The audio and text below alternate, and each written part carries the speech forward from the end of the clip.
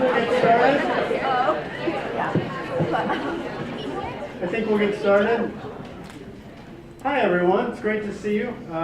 It's my pleasure to welcome you to the first lecture in our inaugural STEM lecture series at Endicott. I'm Justin Topp, I'm the Assistant Dean of Science, Technology, and Math and Associate Professor of Biology and Bioengineering here. And I'm really excited to launch this new STEM lecture series with two hopes, really. The first is that it'll provide students and local scientists with access to top-notch interdisciplinary research. Each of the speakers in this series is interdisciplinary in their own way. But I also want to highlight the growing science and technology space on the North Shore. So there's kind of the two hopes here. Indeed, it's really a great time to be a student in science and technology, but it's really a great time to be a student in this area as well. So just want to highlight a couple things. First, we actually had Martha Farmer here. I saw her earlier. She's CEO of North Shore InnoVentures. We've got great success with her incubator company. Lots of companies graduating from there. On Endicott space, we have an incubator space for biosciences with some really exciting startups that have internship opportunities for students. We have the open as of today makerspace on the second floor of this building as well. We have the Life Sciences Consortium. That's a collaboration of 4 local schools and North Shore InnoVentures that was formed to promote life sciences workforce development here by having access to high-end instrumentation for students. Next generation sequencing here, proteomics at Salem State, et cetera. And then lastly, of course, there's the large companies that have made this area attractive for smaller companies. Cell signaling technology, New England Biolabs, Thermo Fisher Scientific, David Bertoni, she's pointing to David, Analogic, Varian, Applied Materials, etc. I'm not going to name them all. There's a lot of examples here. So those are just a few reasons why the North Shore is a great place to be right now with great opportunities. And it goes without saying that, that the overall synergy from those kinds of things and events like this lecture series can really only help better Endicott's programs in applied math, biology and biotechnology, bioengineering, computer science, and environmental science, but also our friends at nearby schools. The STEM lecture series will consist of 4 speakers, and we hope you will attend the other lectures in addition to tonight's. On November 1st, we have Dr. George Conadaris, Director of the Intelligent Robot Lab and Assistant Professor of Computer Science at Brown University. His talk will be on the technology behind and applications of intelligent, autonomous, general-purpose robots. The third talk in the series is Dr. Sarah Lewis. She's an evolutionary ecologist and professor at Tufts University, and she's given TED Talks, she's written books for general audience. Her lecture is titled Firefly Science and Wonder, and I think Firefly Science and Wonder, and I don't think you'd want to miss that one. The last lecture is on April 12th, and it's by Dr. Nima Degani, a computational and theoretical neuroscientist at the New England Complex Systems Institute. Nima holds both the MD and PhD degrees, and he's doing really cool work that uses systems-based analyses of neuronal characterization, so a lot of different methods at once, a multimodal analysis of neuronal networks. So again, we look forward to your attendance at this lecture, but then also the other lectures, and we hope this is the first of a many-year tradition. Before I turn it over to Dr. Jason Nickel to introduce tonight's speaker, I would like to express my gratitude and appreciation to Amanda Finnegan.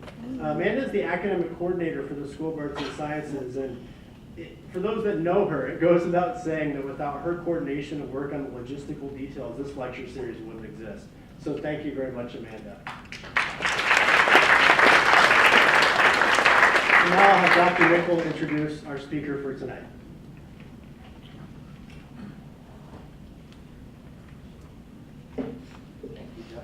So I'm Jason Nickel, Assistant Professor of Bioengineering here, and I have the honor and privilege to introduce Bob Langer and also had the privilege a few years back to work in his lab. Some of the basics, so Dr. Langer got his bachelor's from Cornell in 1970 and his SCD, which is the MIT version of PhD, in 74, both in chemical engineering. And at that point, in 74, the path for a PhD in chemical engineering, you really had kind of 3 major paths. You go work for the oil industry, go work for the plastics industry, or become a professor. So of course, Dr. Langer chose the 4th option, which wasn't even really the path less traveled so much as the path that didn't really exist at the time.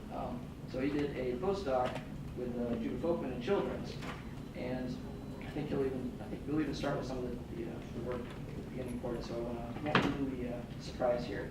But his whole career, part of the reason he's had so much success is that he's worked in an area that he really felt deeply passionate about. He really wants to help people, and he really wanted to use his knowledge to be able to help people, to make medical solutions that actually went out and were useful, and not just make papers or got money, but actually would heal people. And so he really saw a need, a need that others didn't see at the time. So bioengineering, 40 years ago, really was in its very infancy. So the whole idea actually of engineers working in medicine was just starting to take off. So, and it was largely just people, people that were thinking outside the box 40 years ago, like Dr. Langer. Going briefly over what he's going to be talking about today. So he's really one of the pioneers in the fields of tissue engineering, regenerative medicine, polymer-based drug delivery. I think we'll even go way back to angiogenesis therapies.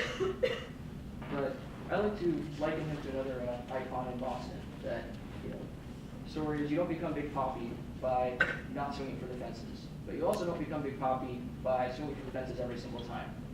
So kind of the lesson to all the students out there is that if you don't take risks every now and again, you're really not going to get that big payoff. If you take risks all the time, you're not strategic about it, then you may fail just as well.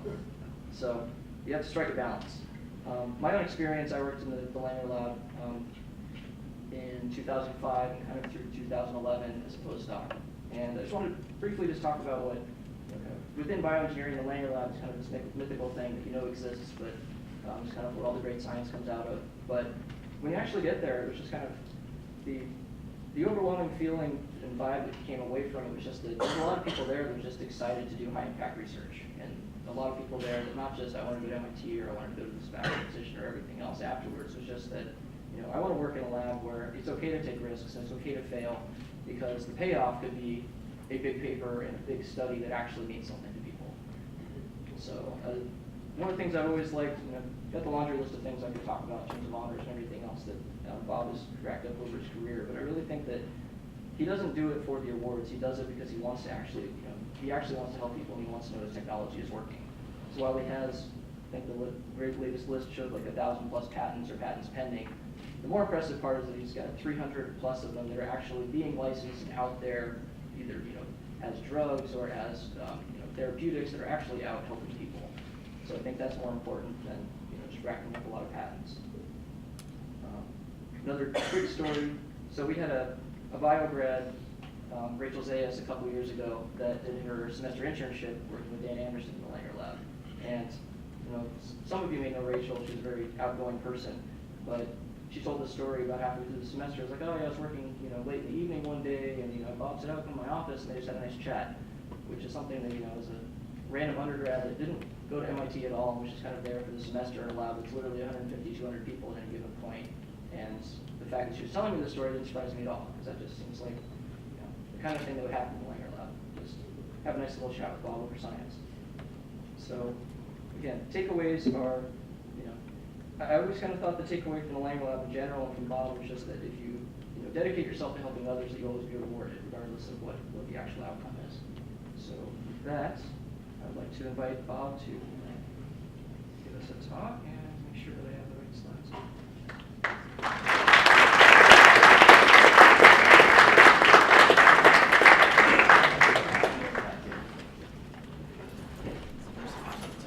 Well, thank you so much. It's a pleasure to speak to you.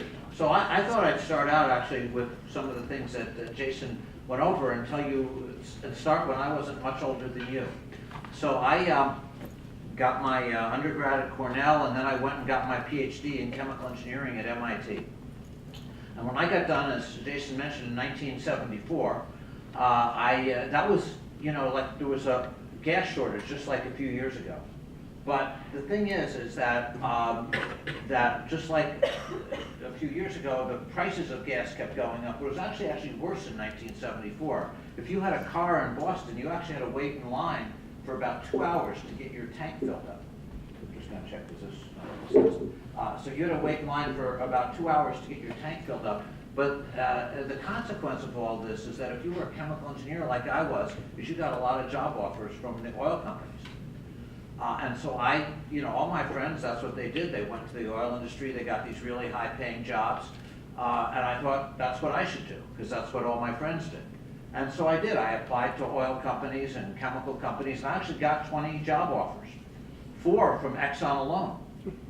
And it wasn't like I was that good, but they just had so many openings. And one of them actually did make quite an impression on me. I remember going to Exxon in Baton Rouge, Louisiana, and when I was there, one of the older engineers said to me, if you could just increase the yield of this one petrochemical by 0.1%, he said, that would be great. He said, that would be worth billions of dollars, 0.1%. I remember flying back home to Boston that night thinking to myself that I really didn't want to do that. And it really made an impact on me going through that process. And I decided that after all those job interviews, that wasn't what I was going to do. So one day, actually, I saw, when I was a graduate student, actually at MIT, one of the things I got very involved in was helping start a school for poor kids in Cambridge. And one day I saw an ad. One of the things I did a lot of was creating new chemistry and math curricula to try to make chemistry kind of interesting. It was a challenge. And so I see everybody nodding their head. And one day I saw an ad to be assistant professor of City College in New York to do just that, to create new chemistry curriculum. And I applied to them for a job, to be assistant professor there. But they didn't write me back. But I really liked the idea, so I found all the ads I could to be assistant professor to develop new chemistry curricula. I found about 40, and I wrote them, and actually none of them wrote me back. I guess I wasn't in the right box, even if I'd gone to MIT, I wasn't majoring in chemistry education. So that wasn't working real well, so I started to think, like Jason said, what other way could I use my chemical engineering background to help people? And I thought about medicine. And so I wrote to a lot of hospitals and medical schools. They didn't write me back either. But one day, one of the people in the lab where I was, he said, Bob, he said, there's a surgeon in Boston named Judah Folkman. And he said, sometimes he hires unusual people. And so he was kind enough, I applied for a job there, and he was kind enough to offer me one. And even though it was the lowest paying job, I thought it was really exciting, and I'm going to tell you a little bit about it. So Dr. Folkman had this idea, and this idea that he had was how tumors grew, and it was a radically different idea. What he said, this is actually from the New York Times in 1971, and his idea was a tumor became abnormal, it grew to a 3-dimensional mass, but his idea was that it wouldn't get larger than about 1 millimeter cubed because it ran into a nutrition problem. Cells in the center would die because they couldn't get nutrients or get rid of waste. So, but what he said is the way the tumor solved that problem is it created a substance, he called it TAF, or tumor angiogenesis factor, and what it did is normally you've got these blood vessels in your body, they don't, proliferate, but in the case of this molecule, they do, he said. They grow to the tumor, and they feed it, and that solves the nutrition problem for the tumor. They get bigger and bigger, and not only do they get bigger, they can spread through those blood vessels. That's a process called metastasis. That's what usually kills somebody. And his idea was that if somehow you could stop blood vessels from growing, maybe that would be a new way to treat cancer. Now, I didn't realize it at the time, but a lot of people thought it was an absolutely crazy idea. I thought it was, great. So I worked on it. And what he asked me to do for my postdoctoral job was, could I prove it? And maybe equally, if not more importantly, could I find the first substance that could really stop blood vessels from growing? So how do you think about a problem like that? We broke it down into 2 parts. First, where could you find something, anything, that could stop blood vessels from growing? And one of the things that we thought about is that you have a tissue in your body called cartilage. It's in your nose and your knee. It doesn't have any blood vessels. So we thought maybe that's got something that makes blood vessels stop growing. So, I wanted to get some cartilage to study it. We had, some little animals in the lab, but you couldn't get much cartilage from them. So I thought about getting a cow. And I went to a slaughterhouse in Cambridge and I got a cow bone. But still, one bone, you can't get that much. So I found out where do all the bones in the whole Northeast go. And it turns out they go to these meat packing places in South Boston. So I made an arrangement with them to get all their bones. I'd go down there 4 times a week. I'd bring all these bones back. They had a little bit of meat on them. And I'll actually show you one of them. In fact, I'm quite proud of this. What I would do is I would take the bones, I'd scrape the meat off, and it looks like nice white cartilage up here. I'd slice this off, and then I'd put it through various extraction and purification procedures. And at the end of a couple years, I had all these different what we call fractions that I wanted to test. That brings up the second issue.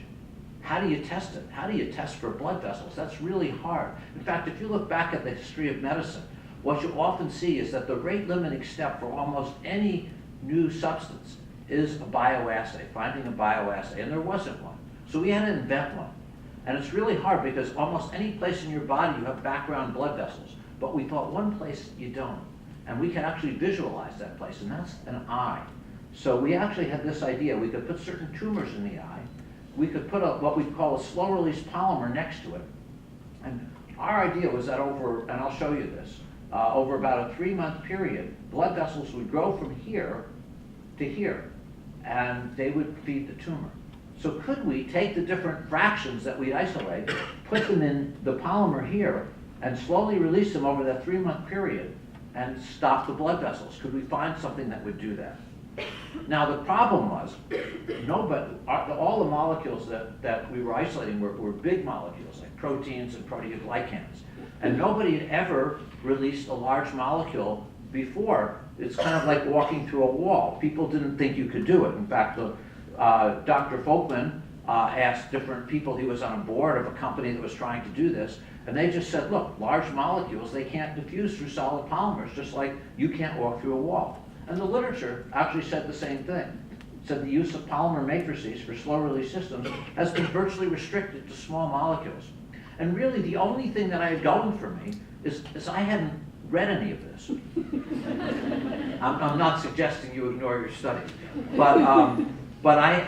so I tried anyhow. And I actually spent 2 years in the laboratory experimenting with different techniques, kind of Edisonian-like, to see if I could get anything to work. And I actually found over 200 different ways to get this to not work. But eventually, I actually made these little microspheres. Here's one cut in half. And we showed in a journal called Nature that you could release these molecules for over 100 days. And later on, using some engineering techniques, we even got the release rates to be constant. In 1976, 2 years after I did this, I got asked for the first time to give a talk at a major scientific meeting. It was actually in Midland, Michigan. And I had never given a significant talk before. In fact, the only talk that I'd given up until that time was in 8th grade.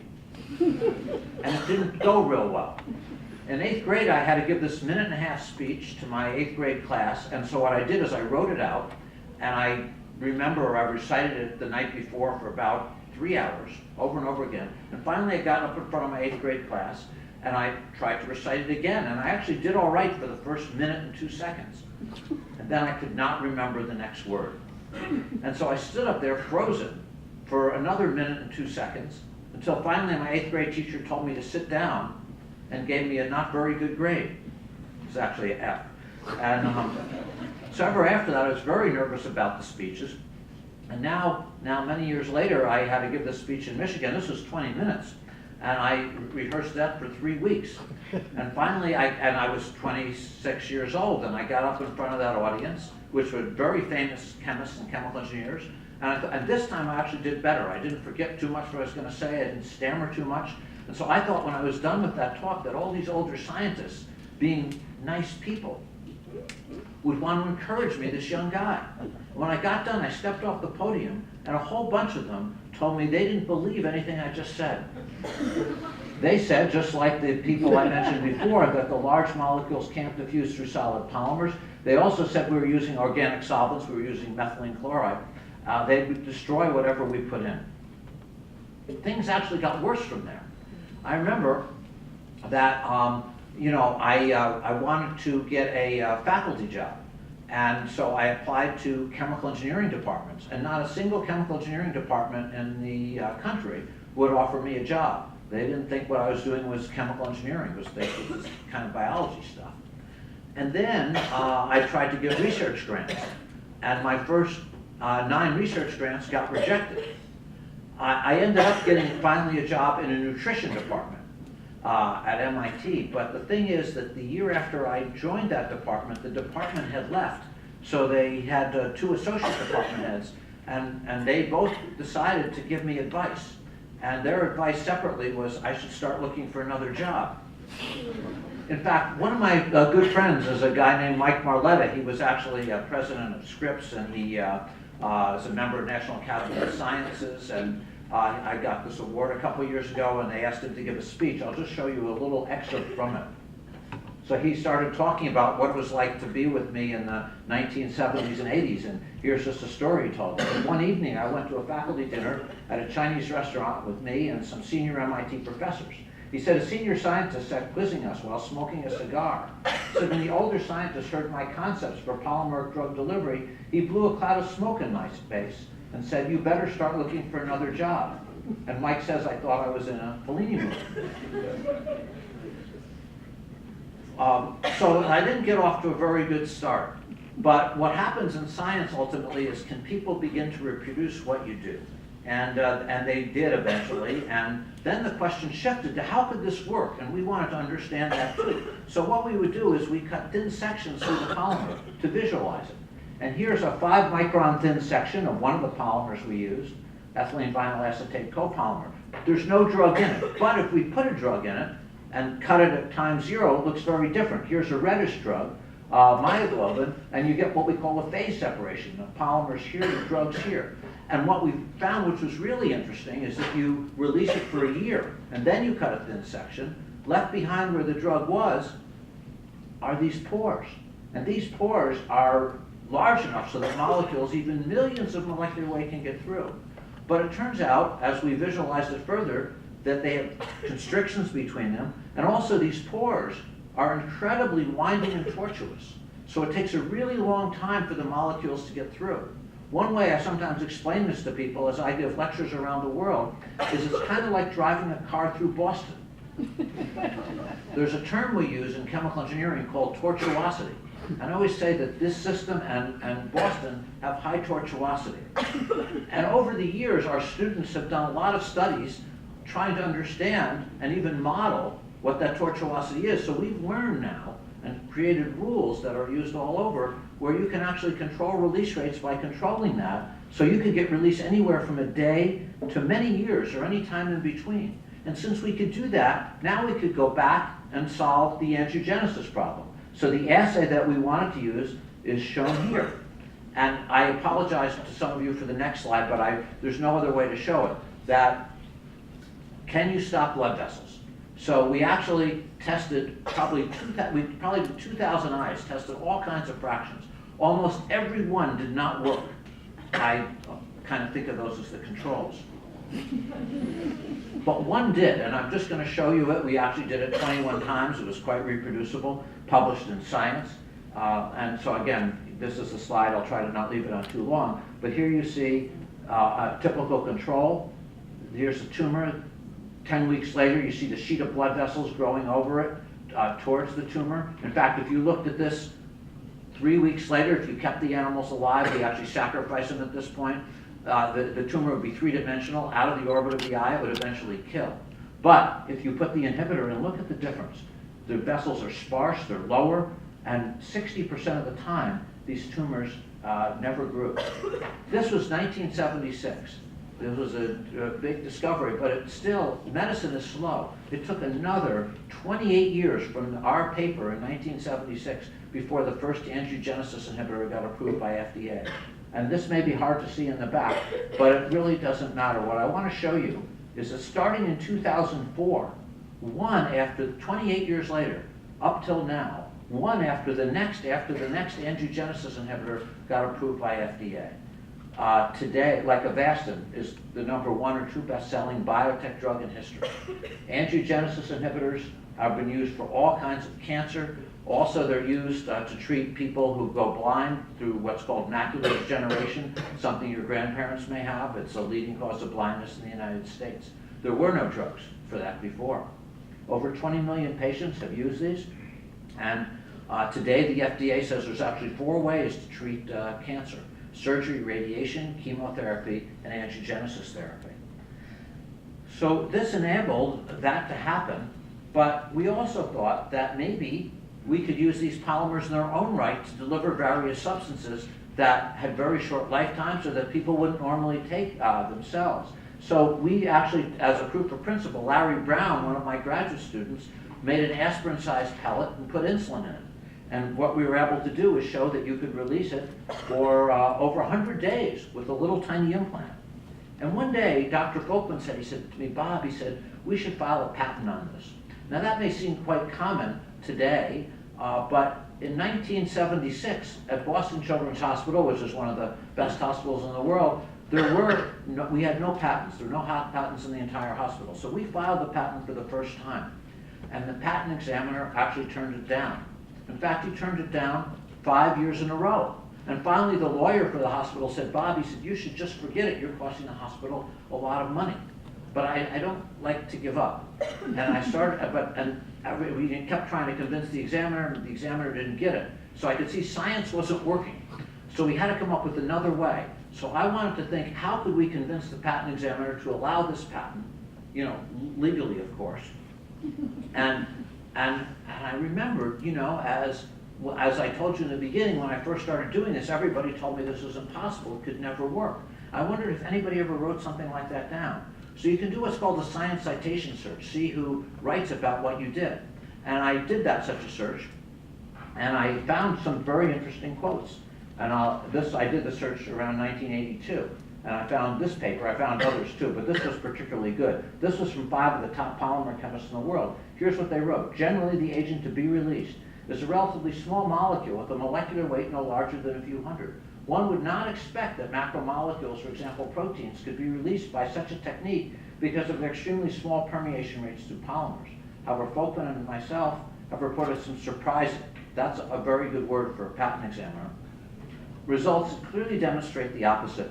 So I showed that to our lawyer, and he was very excited. He flew down to Washington to show it to the examiner. And the examiner said, I had no idea. He said, I tell you what, I will allow this patent if Dr. Langer can get written affidavits from each of these 5 people that they really wrote this. So I wrote them, and they were nice enough to write back that they really did write it. And we got this very broad patent. But with that patent, we would begin licensing it to different companies. I even got involved, as Jason mentioned, starting companies. And today, there are many, many products based on this. They're all like molecules with short lifetimes in the body. Just a couple of examples. If somebody has advanced prostate cancer, endometriosis, there's a very good drug, luteinizing hormone, releasing hormone analog. It's a large peptide. But if you can't swallow it or take it in a patch, it's just too big to get absorbed and it's destroyed. If you inject it, that could work, but then enzymes destroy it in less than a minute, so you have to keep injecting it every minute. So now what they do is they put it in little microspheres. Originally, these lasted for a month. Now they give an injection once every 6 months. And it's been used by many, many millions of patients. There are many others. If any of you saw A Beautiful Mind, the movie with Russell Crowe, he had a disease called schizophrenia. In that movie, he was treated, if you watched it, with electric shock treatment. Today, he'd probably get this. This is, again, a little microsphere delivering a drug every few weeks to treat that disease. And there are many others. Ways to treat type 2 diabetes, ways to stop bleeding, ways to stop alcoholism, and so forth. Millions of patients use these every year. Still in all, these systems, you know, they have limitations. Some of the limitations are that, you know, once you put them in the body, you can't change the release rate, and you certainly can't make it go up. And one day, I was thinking, how could we change that? And I was watching this TV show on PBS about how they made microchips in the computer industry. And when I watched it, I thought to myself, wouldn't this be a great way to make a drug delivery system? Now again, if you spent maybe 30 years of your life working on these things, you might think that about any TV show. But as I watched it, I had this idea that maybe we could make a little chip, we could build wells in it, cover it with a metal like gold or platinum, and this is like a cutaway. Each well could have the same drug of different doses, or you could literally put a pharmacy on a chip, multiple drugs. And I'll just show you what one of these look like. But basically the idea is if we uncover a well, if I blow off the cap, then the drug could come out. So we made some of these. I had John Santini, he was a junior at the University of Michigan, came to work with Michael Seaman and myself, and came back and did his thesis on it. And we made these chips. This is a top view, this is a bottom view, and these are wells. This is a short, flat chip, but you can make them any size and shape. In fact, just a reference, here's a United States dime. And the idea is that you put the wells in the chip, and normally they're hermetically sealed, the drug can't come out, but if you apply by remote control, could be with something like this, the drug will come out, and it'll come out in nanoseconds.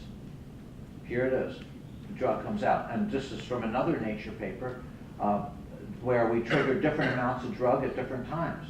This was in test tubes. And here's like the pharmacy on a chip, multiple drugs at different times.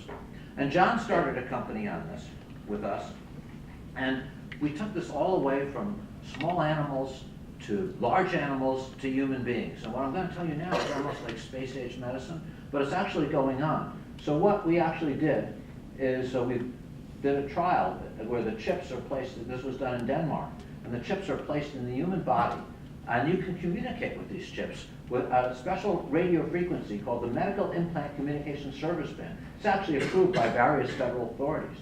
And to make it really hard to give the patient control if they want to change something, they or the doctor could have a special computer code that could administer or change the dose. There's also a bidirectional communications link between the chip and the receiver. Like I said, the receiver could be something like this, or it could be something like this. And it tells you everything. Did you take the drug? Now you are all pretty young, but as you get older like me, sometimes you forget these things. So it's actually very helpful. And it can tell you other things as well. So the first trial we did was actually 8 patients. You know, everybody, again, told us this would never work. So we tried to think, well, and the reason they told us it wouldn't work is they said, well, if you have a system, it'll get covered with fibrous tissue. The drug won't be able to come out. So we said, well, I don't believe that. So we said, well, let's pick a really large drug as a tough test. And the drug we picked was parathyroid hormone. It's 39 amino acids, so it's a pretty big drug. Also, we felt it could solve a very useful problem. Today, and this may be true for some of your grandmothers, is that you know, there's a disease called osteoporosis. It's bone loss. And one of the very powerful ways of treating that, if it's really bad, is a drug called parathyroid hormone. Like I say, 39 amino acids. But the thing is, you're supposed to take an injection every day. And you need to take, you don't want it continuously, you want the injection every day. But the problem is, if you're an older person, usually you won't do that. 77% of the people who are supposed to do it drop out. But, so the compliance is very bad. But what was done in this trial is a small little office procedure to do the implant. And we got the same pharmacokinetics, that's how fast the drug comes out and distributes through the body, with actually less variability than injection. And these are 3 different measures of whether you're treating the disease right, calcium and different collagen fragments. Here's some actual data. This is a human patient at day 60, 68, 76, and 84. And here you see the release curves. They fall right on top of each other. Here's actually one of the early chips we designed. And in fact, in the chip, in the system, there's a chip, there's a computer program, a power source, and microelectronics. There's even an antenna imprinted right into this. That's how you communicate with it. And we do get some fibrous encapsulation, but it's not that much. It's much less than a pacemaker, and doesn't obviously stop the drug from coming out. And if you look at what's called histology, there are no inflammatory cells. So this was a first proof of principle that you could do something like this. And now we've taken it into various directions. We're designing longer acting systems, even for years. We're looking at other drugs, but sometimes the ideas for once we create a new technology can come from different places. And actually, just to tell you a story on that, I had a visitor come to my lab a couple of years ago. And this guy is a very successful software entrepreneur. But he and his wife have this foundation to help people in the third world. And just show you, here he is with me. One of the things that he asked me, he said, well, his wife, Melinda, has you know, like if you're in the, you know, birth control in this country, there's pretty good ways to do it. But in the third world, it's really awful. A lot of women die from abortions being done incorrectly, and no birth control system anywhere lasts for longer than 5 years. And particularly, there's no way that the woman can control it herself, turn it on and off when she wants to if there's a birth control implant. So what they asked me is, they said, is it possible to create a system that could last for maybe even 17 years? And the woman could actually control it herself. And so this is actually right from the Gates Foundation website, is the idea, could you develop a personal fertility control system with emphasis for use by women living in developing world countries as a means to effectively plan their family? It's been about $13 million. And the idea, just to go over what's done, is we basically create a chip that's got 200 wells in it. We could even have more, but say 200. Each has a 1-month supply. Each has a cover. The program sets it off so that each month the cover comes off. So that's going to be 16 years and 8 months. But say the woman changes her mind. So they press a button by remote control, you know, they press a button, that changes the program. So the next one won't come off. And it'll never come off unless they press it again. Say she changes her mind 2 years later. So you actually can do this. So this is one of the things we're working on. So, and even someday, we're even going to go further, whether it's for this or other things, but you might imagine that we could even someday put sensors on these chips, so you could make a smart delivery system that could sense things in the body and deliver drugs in response. Well, so far I've talked to you a little bit about how we've taken existing materials that exist in nature and make them do things they never did before. I want to also talk to you about the materials themselves. You know, one of the things that I learned when I was working at the hospital, because I do a lot with materials, is how do materials find their way into medicine? And I was curious about this, you know, because I do kind of chemistry and chemical engineering, and I wondered what was the driving force. So when I looked at this, I found that almost every time, up until we got involved, the driving force were medical doctors who urgently wanted to solve a medical problem. And what they do is they go to their house, they find an object that kind of resembled the organ or tissue they wanted to fix, and they'd use it on a person. Let me back that up. So in the case of the artificial heart, in 1967, some of the clinicians at the NIH, they wanted to make an artificial heart, and they said, what object has a good flex life like a heart? And they said, well, a lady's girdle. So they took the material in the artificial heart, and that's what they made the lady's girdle out of. By the way, that was 1967. That's still true in 2016. And the reason, but the thing is because once you start down that path, it's not so easy to change because of FDA and things like that. So basically, the artificial heart has not worked very well. What's happened is that when blood hits the surface of the artificial heart, the lady's girdle material, it can form a clot, and that clot can then go to the patient's brain, and they get a stroke and they die. But if you think about it, something that's designed to be a lady's girdle, you know, it's probably not the optimal blood contacting material. And this problem pervades all of medicine. I mean, just to give you one more example, breast implants. One of those was a mattress stuffing, you know, because it's kind of squishy. You can probably think of the logic. So I thought maybe we can change that paradigm. Rather than take things from your house, maybe you could ask the question, what do you really want in a biomaterial from an engineering standpoint, chemistry standpoint, biology standpoint, and then synthesize it from first principles. So we took an example, drug delivery, and when we started, the only material that the FDA had approved that was synthetic and degradable or polyesters, and they dissolve like this. They start out like this, then they get spongy, and then they fall apart. But if you put a drug in, that could lead to bursts of drug release, and that could be fatal for a potent drug, like an anti-cancer drug or insulin. So we said, what do you really want if you could make a polymer dissolve a certain way? We said, well, we really want it to dissolve like this. And then we went through a detailed, what I'll call engineering design analysis to figure out exactly the right chemical bonds and the right materials. And I won't go through all of it, but I will show you just one chemical structure that we came up with. And this is, one of the things we want to do is keep water out so that it wouldn't dissolve polymer in the middle of the system. And this is a copolymer. These were, I got toxicologists involved to help us design it. And we put in hydride bonds, which are water labile, in between to so that they would eventually dissolve.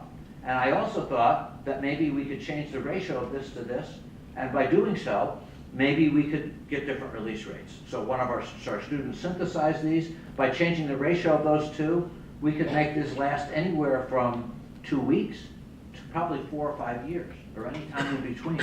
And since we could do that, that really was unprecedented. We thought, well, maybe we can apply this to different diseases. And in 1985, I was visited by a young neurosurgeon, Henry Brown. Today, Henry is chief of neurosurgery at Johns Hopkins, in part because of some of the work I'm going to tell you. And he wanted to come up with a better way to treat this disease, Glioblastoma multiforme. There was no way to treat it. Still very hard to treat, but these were the mean lifespans. At that time, there was a drug shown here, BCNU, and that was how people treated it. But the problem is they'd give it, intravenously, it would travel through the whole body, and it would cause, as many cancer drugs do, terrible toxicity. So we said, maybe we can do something different. What if, rather than give it systemically, what if we gave it locally, right at the site? So the idea that we came up with was maybe we'd allow the neurosurgeon to remove as much of the tumor as he could, or she could. They're doing that normally. But before they close the patient up, could we line the surgical cavity with little wafers like this? Now, normally they last for 12 minutes, the drug. But if it's in the polymer, it'll last for however long the polymer's lasted. The polymer protected. And the neurosurgeons, they wanted to last for a month. And we could control that by the chemistry. And, but they didn't, and so what we did is we designed a polymer that would protect it and last for a month. And then what you're really doing with this is getting very high concentrations in the brain where you want it to be, but low concentrations in the rest of the body where it caused harm.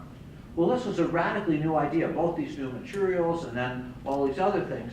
And so one of the things you have to do if you're in academia is you have to raise grant money to support your ideas. So what we would do is we would write grants to the government, the National Institutes of Health, and they would get reviewed by people at other universities. And we did terrible. In fact, when we first wrote this, I titled this slide, "This Approach Will Not Work," because we first wrote it, the reviewer said, well, the polymers will never be able to be synthesized. But I had a very good graduate student, Howie Rosen, who later became president of the Alza Corporation. That was a $12 billion corporation. And he synthesized them. He's also been elected to the National Academy of Engineering, one of the highest honors you can get in the United States. So we sent it back, and the reviewer said, well, that's good, but these polymers have anhydride bonds, they're very reactive, they'll destroy the drug. I had another postdoc, Cam Leung, he's now a chaired professor at Columbia, also been elected to the National Academy of Engineering, and he showed that that didn't happen. Sent it back again, the reviewer said, well, it still won't work. These polymers are what we call low molecular weight, they're fragile, they'll break in the body. But I had another couple postdocs, Avi Doan, he later became head of medicinal chemistry at Hebrew University, and Edith Mathiowicz, who's now a full professor at Brown. And they showed that we could make polymers very strong that wouldn't break at all. And then the reviewer said, well, good, but new materials are certainly going to be toxic. But I had another graduate student, Cato Lorenzen. Cato later became the Dean of Medicine at University of Connecticut. Actually, he was just received the highest Medal of Technology, National Medal of Technology from President Obama about 2 months ago, and he showed they were very safe. Then the reviewer said, well, okay, but it will never, the drug won't diffuse far enough to kill the tumor. But I had another graduate student, Mark Saltzman. Mark is now the chairman of biomedical engineering at Yale, and he's been elected to the National Academy of Medicine, and he showed that it did diffuse far enough. Anyway, it kept going on and on until 1996 when the FDA approved it. It's the first time in over 20 years that the FDA approved a new treatment for brain cancer, and the first time they ever approved this idea of local chemotherapy. You can probably tell from the way I'm speaking that I'm very proud of how well all the MIT graduate students and postdocs did. They have become CEOs of major companies, won all kinds of awards, they've become deans, chaired professors, whereas the reviewers at the other colleges, they haven't done so well. Now, I'd like to actually show you what this looks like. But if anybody's squeamish and doesn't like the sight of blood, you shouldn't look. But just briefly, these are going to show you human brains.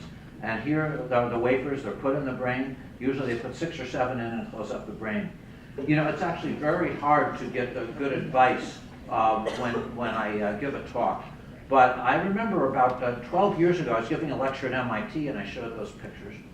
And my wife actually came to the lecture, and I always ask her, I said, well, what did you think of the lecture, Laura? And she said, well, Bob, she said, you know, the talk was okay. That, by the way, is incredibly high praise. But she said, you know, you had those 2 bloody, you were lecturing to all these chemical engineers, and she said, you know, you had those 2 bloody slides on for over 10 minutes, and you went through every detail of the procedure. She said, I don't know if you were looking, but all those chemical engineers were turning green. So ever after that, I always listen to what my wife said. Ever after that, I you know, would show them, just like I did today. I'd give a warning, I'd show them super quickly. But I want to tell you the sequel to that story, which is that 2 years after that, I got asked to give this dinner speech. This was to a group of neurosurgeons. It was actually at the Boston Aquarium. And I did exactly the same thing, gave them the warning and everything else. And at the end of the talk, a bunch of the neurosurgeons came up to me and they said, you know, those 2 bloody slides you showed? I said, yes. They said, those were fine. You know, they said, you could have left those on as long as you wanted. They said, but those chemical formulas, you know, to leave those on for a neurosurgeon is not very good. So I kind of adjust what I do. I've given a number of talks to neurosurgeons and I sort of switch them. So at any rate, this is actually some of the clinical data. It is published and it shows that you, this was the first clinical trial, or one of the first clinical trials showing improved survival. At the end of 2 years, you see 31% and it's still alive in the treated group and 6% in the control. It's not a cure. In fact, now they've done many, many trials. This is a summary of 60 clinical trials, 5,000 patients. And you can see that, again, after 2 years, you get a significantly improved survival. It's been approved in over 30 countries. It's been approved or now over the last 20 years, used in situations for localized cancer. But maybe more importantly, it set this whole idea in motion of localized chemotherapy, which is not now only being used in cancer, but in fact, it's also now become more and more widely used in other areas. In fact, the area where it's most widely used is in interventional cardiology. This was now approved 7 years later. And some of it was actually done by another one of my students, Elazar Edelman, as well as companies like Boston Scientific and others. And the idea here, what I'm showing you is what's called a stent. And if somebody has heart disease, one of the most common ways of treating heart disease today is if you have a clogged blood vessel, is to put in these stents. They look like a Chinese finger puzzle.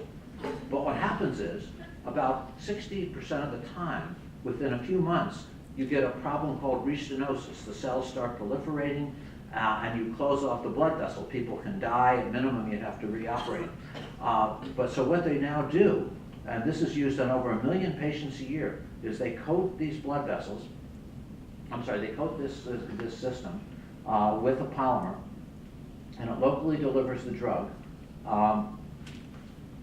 In this case, it's usually Taxol. It's another anti-cancer drug. Locally delivers the drug for a time, and it keeps the blood vessels open. So these are widely used. From a sales standpoint, I think it's about $4 or $5 billion a year. Well, the very last thing I wanted to go over today is, again, using materials, but to solve a very different problem. Here, now, I want to think about maybe taking materials and actually putting cells on to create new tissues and organs. Here, this was motivated. One of the guys I collaborate a lot with on this is Jay Vacanti. He was head of pediatric surgery at Mass General, and he'd see little children like this who were dying of liver failure. And the only way that a child like that would live is somebody else would die, and Jay would do a transplant. And about 33 years ago, we started talking about this, said maybe there's a better way someday. What if we could take, the problem is there's this giant donor shortage, there's not enough transplants to go around for liver or anything else. So our idea was that cells are smart. If you take these cells by themselves and inject them into the body, nothing happens. But if you put cells close enough together, they can actually reform structures. For example, there's a group at Berkeley that showed that if you take mammary epithelial cells and put them close enough together in vitro, they'll actually form acini and make milk.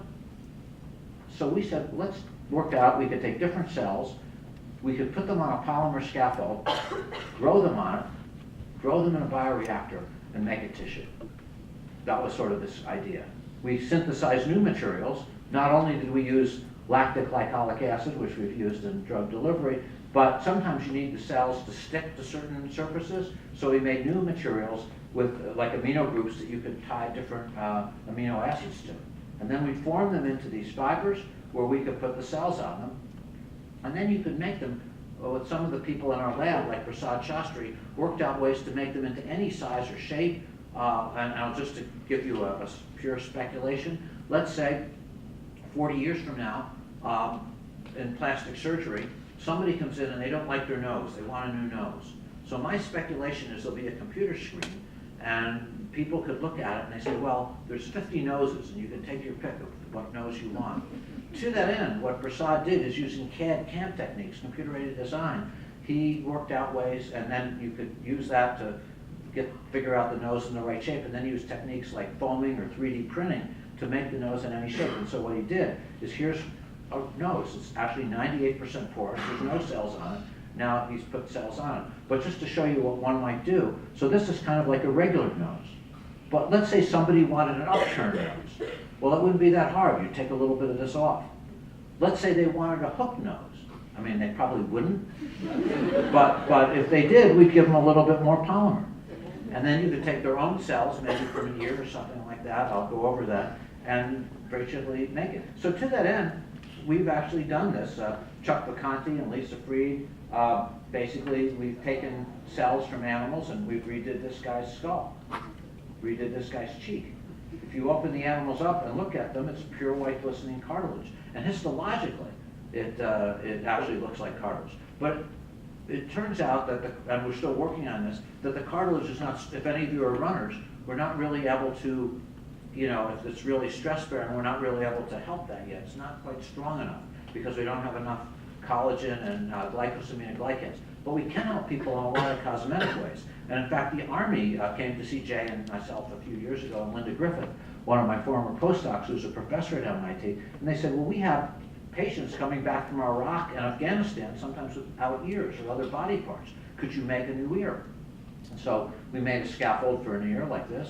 Here's a high-powered scanning electron micrograph. Here, this is about 2 or 3 weeks out. The cells are proliferating. They're making matrix. Over time, you'll get all cells in matrix, and these polymer fibers will disappear. This has not yet been put on patients. It has been put on rabbits. Here's rabbits with the human ear. And the reason that's done is because we want to show that it's safe on patients. We expect that it will be done for ears, but already Jay and others have treated patients. So here's a 12-year-old boy. But look at him closely. He's got no chest covering his heart. But like other 12-year-old boys, he likes to play baseball. But you might imagine if he ever got hit in the chest with a baseball, he could die. So actually, Jay operated on him. We made a scaffold for him, used his own cells, and made him a new chest. We've also licensed this technology to different companies. And one of them has now made new skin for burn victims. Let me show you that. It's actually FDA approved. Here's a little boy, 2 years old, very badly burned. Here's the product, neonatal skin fibroblasts on the polymer. And what you can do is when this boy is burned, you take this, you put it in a child like this. This is time 0. But let's take a look at him in 3 weeks, 6 months. And like I say, these are now used for people who are burned and patients who have diabetic skin ulcers. And the very last example that I'll end the talk on is, could we even help people who are paralyzed? So another one of my graduate students, Erin Levick, actually wanted to see if we could help people who are paralyzed. And she began, she's a material scientist, she's now a professor at Maryland. He made a polymer scaffold that kind of would mimic a spinal cord. She had an outer part that would provide axonal guidance, and an inner part where we put neuronal stem cells. And this is just a picture of the experiment where we're going to actually make the animals paraplegic by taking out a portion of the spinal cord. This is our implant, which we're going to insert in there. These are the pores where we put neuronal stem cells, and this is the outer part, which we've nano-patterned to help guide the axons. And we started with this with Erin and Ted Tang, who's a neurosurgeon, and Evan Snyder, who's a stem cell expert. And we actually did 50 animals, 50 rats, where we'd see what we could do. And in the initial trial, what we did is we made these lesions. We did 4 sets of animals. Cells, a sham operation, cells by themselves, the polymer by itself, and the polymer cell combination. In the controls, this is at 100 days. Usually these implants are done within the first day after the injury. But you can see what happens. He has trouble moving his legs, and notice the paws are splayed in an awkward fashion. There's actually a scoring system we use called the BBB scoring system. Goes 0 to 20. He'd get a 5 because of we look at those issues. We did an N of 13 for each of these groups. Now I'm going to show you the equivalent animal, also at 100 days, but now in the treated group with the cells. And it's not a cure, but he did a lot better. And he's kind of fat, but notice he's able to bear his own weight. Notice also the paws are splayed much more normally. He'd get a score of about 14. So it's not a cure by any means, but he's doing better. So we actually licensed this to a company, in vivo therapeutics, which we got involved in helping start. In fact, Rich Roberts, who runs, I think, one of the big labs in Beverly, he's on the board of that company, in vivo therapeutics. So what happened is the clinicians there, who we worked with, then repeated this on primates. And then about 3 years ago, they started considering, could we even do it on human beings? So they applied for FDA approval to start human trials, which was kind of unprecedented. And about a year and maybe about a year and a half ago, they did the first patient who was in Arizona. He was a 25-year-old young man. He was doing a motorbike and he got badly paralyzed. They treated him with this, and I'm just going to show you him in a pool with his sister about 3 months later. Can we turn on the sound? Not sure. There should be some sound. But basically the key is there's no adverse events. Usually it's a safety trial. Notice he can move his hip flexors. There's palpable contractions of knee extensors. And he's initially no bowel function. Now he's regained it. Initially no bladder function. That's improved. Oh. And so that's his sister. Here he is. That is amazing. So there's actually a scoring system for humans as well. It's called Asia test, and and basically there's like Asia A is when you're totally paralyzed from the waist down, which he was. But within 3 months, he went from what's called Asia A to Asia C. It's remarkable. I'm just going to end the talk and tell you where we are, showing him at 9 months. And so he's doing better still. But what happened is, and it's still early, but the average, I'd say, if people do looking at an improvement of an Asia score, depending on the injury, it would either be like about 5% or 10%, depending on where the lesion is. Here, the company's done 8 patients, 5 of them, so 62.5% have shown a significant improvement, which is remarkable. So again, it's still a safety trial, but it's but I think everybody's quite excited about it because it's just a remarkable improvement over what the historical averages are. And they're doing more to ultimately look at FDA approval. So that's kind of what I wanted to tell you tonight. Basically, what I've tried to illustrate is how one might use chemistry and engineering and biology and material science together to really solve, I think, some of the terrible problems that people face today. I think we're still at the tip of the iceberg. I think there's so many things that can be done by the scientists and engineers of the future, many of, or maybe all who are in this audience. And it's certainly my hope that as we all move forward, that people can combine, using science and engineering to relieve suffering and prolong life. So thank you very much for having me tonight.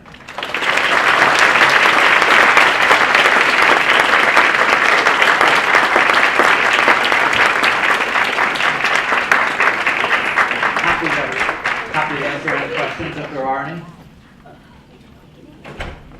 any. I'm happy to answer any questions if anybody has any on anything. You don't have to.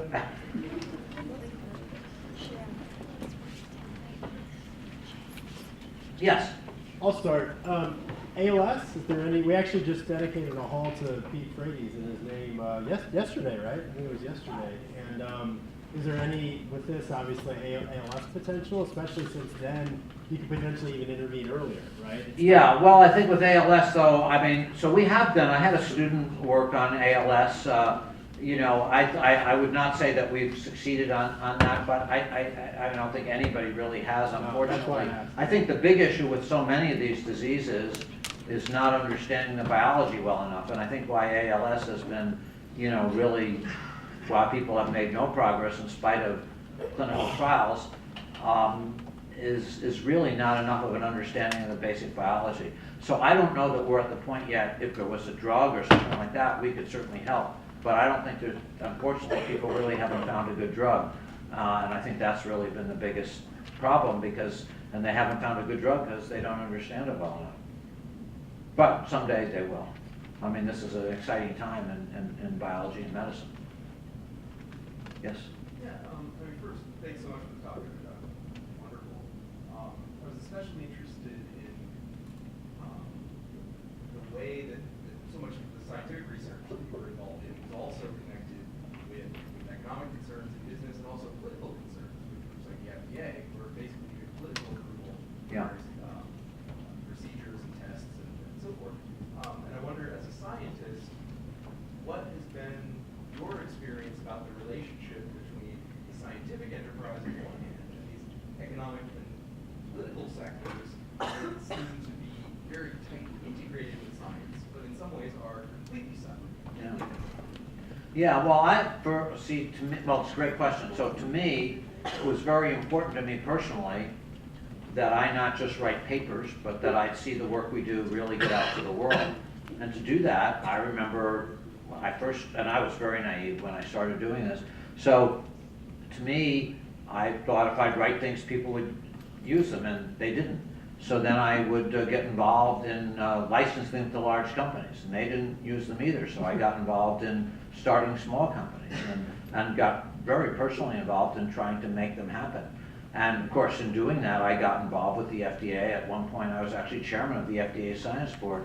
So I feel like, but I don't know that that's the typical thing for a professor, but to me it was very important that I would get involved in them because otherwise these treatments and the pictures that I showed you wouldn't exist. So to me it was important to do that, so I did. But it's a big challenge. Yes?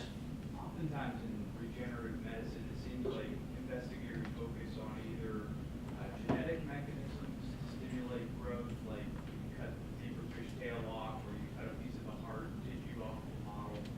Or yours is very engineering focused, and material science focused, and cell-based. Do you work with other people that's more of the control of gene expression, microRNA use, and so forth in this model?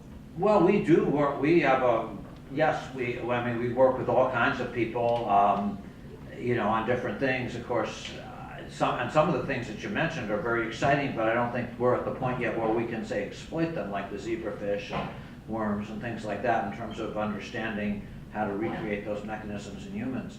But we do. We have a big contingent of, as Jason knows, of biologists in the lab. Dan Anderson, who he mentioned, who he worked with, actually was a cell biologist. Now he's actually a professor of chemical engineering. Well, but he's done both, and we have a lot of really great biologists in the lab. Yes? At the beginning of your lecture, you talked about how, like the beginning, starting all of this was really difficult. You kept running into roadblocks, and there's all these different, people kept turning you down for jobs and things like that. And now you've got to this place where you're very impressive and have been involved with so many different things. What kept you going, and what drove you to get to where you are from like where you were in that frustrating place? Well, so the question is what kept me going? I mean, I'm just a really stubborn person. And I believed in what we were doing. I thought I wanted to make a difference, and I believed in it. And like I say, I'm very stubborn. Yes? I love the work that you're doing coordinating with people to help women in developing countries promote fertility. But I know that a lot of women, at least here in the United States, feel that that's kind of bearing a burden, having to be the person to control that. So I was wondering if you know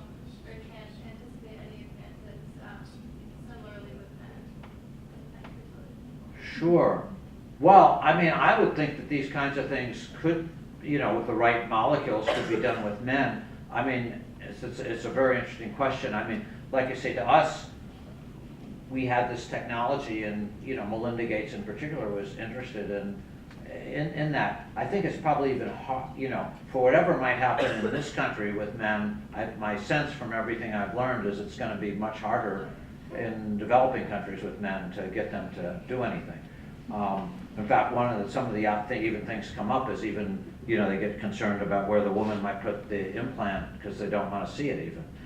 So there's, but I mean, it's a very, very interesting question, and I think, sometimes it's a question of finding the right molecules, and I don't know that they found them.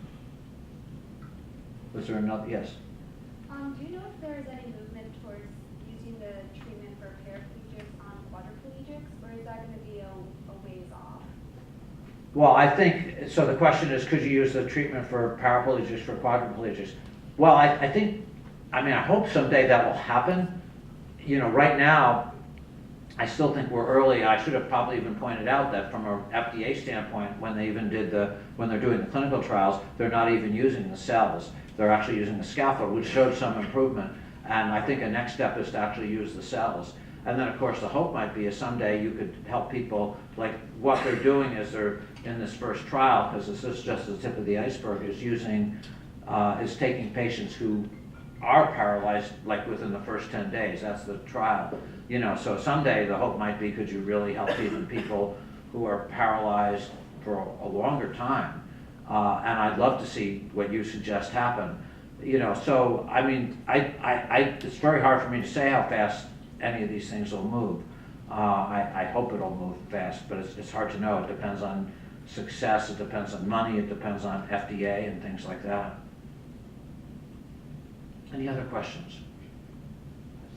Sure. So, speaking of the FDA, so I know that some of the work that came out of your lab, another lab, around 99, patient care blood vessels, that they're still going through approval and going through. So, do you see any evidence from the FDA towards, understanding and having a quicker process for getting mostly cell-based kind of therapies as opposed to this, where you're mostly just implanting your scaffolding material? Yeah, well, first of all, the blood vessel work you're mentioning, Laura Nicholson, who was one of my postdocs, she led that, and that's now the equivalent of a phase 3 trial. That's and from a business standpoint, they just raised $150 million to do that trial. I think it's very complicated. The FDA is a watchdog, and they slow things down. On the other hand, the argument that's always used, and it's complicated, is, there was a case back 40 or 50 years ago with a drug called thalidomide. And in Europe and other places, they allowed that to be used. Yes, and pregnant women used it, and babies got born with all kinds of defects. So as you were just showing, that's okay. No, but that's a famous case. And so the challenge that you have, on the one hand, is accelerating progress, and on the other hand, ensuring safety. And I think that's what they wrestle with. So it's very hard to know what the right thing is to do. Any other questions? Well, thank you very much again.